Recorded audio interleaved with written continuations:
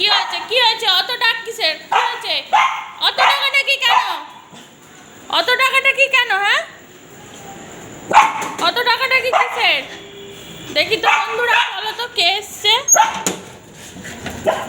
ও মা, মা এসেছে, ওই জন্য ডাকছে। মা এসেছে। আয় আয় আয় ভেতর, এই ঢোক ঢোক ঢোক, আয়।